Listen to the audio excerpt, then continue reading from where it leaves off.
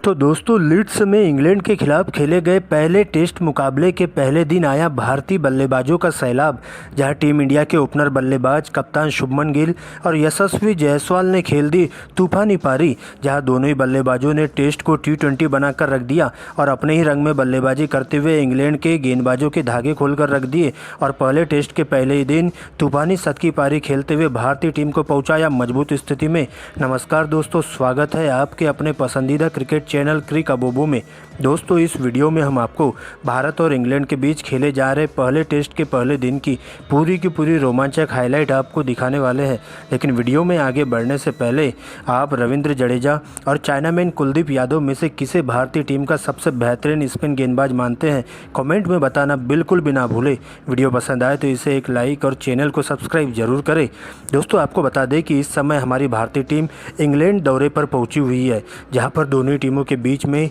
5 test मैचों की श्रृंखला खेली जा रही है। आज सीरीज का पहला टेस्ट मुकाबला इंग्लैंड के लीड्स ग्राउंड स्टेडियम में खेला जा रहा है। दोस्तों आपको बता दें कि इस मुकाबले में इंग्लैंड के कप्तान बेन स्टोक्स ने टॉस जीता और टॉस जीतकर सबसे पहले गेंदबाजी करने का फैसला किया। दोस्तों जिसके बाद इंग्लैंड के लिए रनों की बारिश करने के इरादे से टीम के 2 धाकड़ ओपनर बल्लेबाज जैक क्रॉली और बेन डकेट की मैदान में एंट्री होती है, जिनके कंधों पर टीम को एक ठोस शुरुआत देने की जिम्मेदारी सौंपी जाती है। तो वही भारतीय टीम के लिए पहले ओवर की गेंदबाजी करने आते तेज गेंदबाज मोहम्मद सिराज, जहां सिराज का सामना होता है पहले ही ओवर में जैक क्रॉली से और काफ़ी कसी हुई गेंदबाजी मोहम्मद सिराज के द्वारा की जाती है, जहां पर बल्लेबाज बिल्कुल भी बड़ा शॉट नहीं खेल पाते हैं और पहला ओवर मैडन जाता है। लेकिन दोस्तों इसके बाद दूसरे ओवर की गेंदबाजी करने आते हैं भारतीय टीम के तेज गेंदबाज जसप्रीत बुमराह और आते ही इंग्लैंड को सबसे पहला बड़ा झटका देते हैं। आपको बता दें कि दूसरे ओवर की अंतिम गेंद पर जैक क्रॉली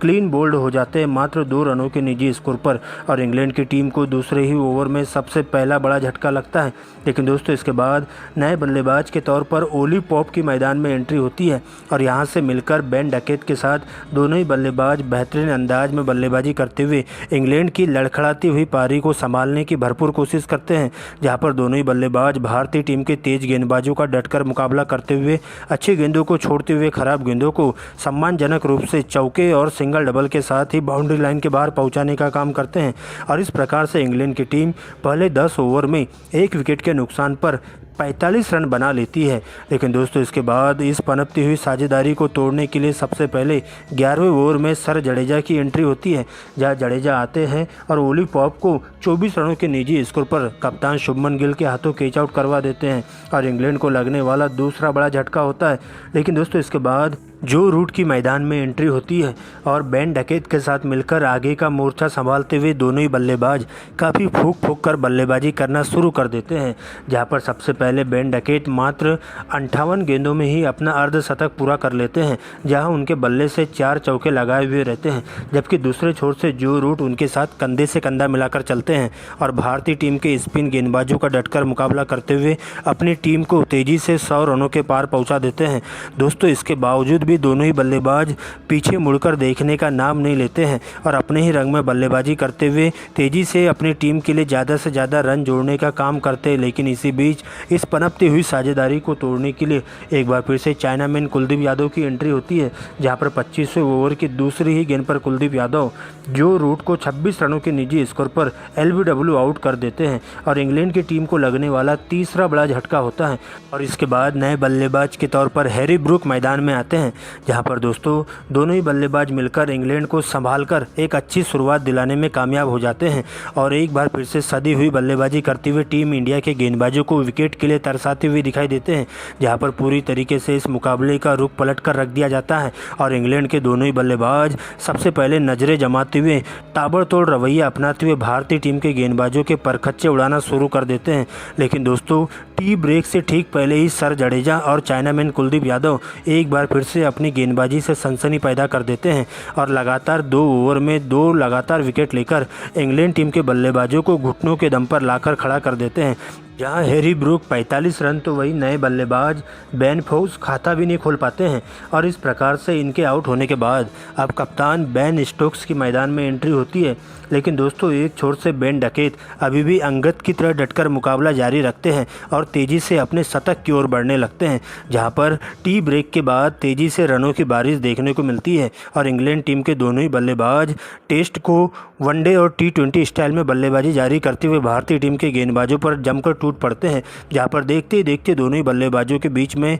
एक बेहतरीन अर्धशतकी साझेदारी भी पूरी हो जाती है। लेकिन दोस्तों इसी बीच 60वें ओवर की चौथी गेंद पर बेन डकेट के द्वारा जसप्रीत बुमराह को 2 लगातार गगनचुंबी छक्के लगाते हुए मात्र 90 गेंदों में ही अपना शतक पूरा कर लिया जाता है। लेकिन दोस्तों इससे पहले कि यह साझेदारी और आगे बढ़ पाती, तेज गेंदबाज मोहम्मद सिराज बेन डकेट को 101 रनों के निजी स्कोर पर कैच आउट करवा देते हैं, जहां पर बेहतरीन शतकी पारी खेलने के बाद उनके आउट होते ही अब विस्फोटक बल्लेबाज मार्क वुड की एंट्री होती है। लेकिन दोस्तों इसके बाद इंग्लैंड टीम का निचले क्रम का लोअर ऑर्डर क्रम का बल्लेबाज टिक कर बल्लेबाजी नहीं कर पाता है, क्योंकि इसके बाद भारतीय टीम के दोनों ही तेज गेंदबाज मोहम्मद सिराज और जसप्रीत बुमराह अपनी आग उगलती हुई गेंदबाजी से कहर बरपा कर रख देते हैं और पूरी तरीके से इस मुकाबले में इंग्लैंड टीम के लोअर ऑर्डर क्रम के बल्लेबाजों को तहस नहस करके रख देते हैं, जहां पर इंग्लैंड टीम का निचला क्रम का बल्लेबाज भारतीय टीम के गेंदबाजों के सामने घुटने टेकने पर मजबूर हो जाता है और इस प्रकार से इंग्लैंड की टीम लड़खड़ा सी जाती है और 240 रनों पर ही ऑल आउट हो जाती है।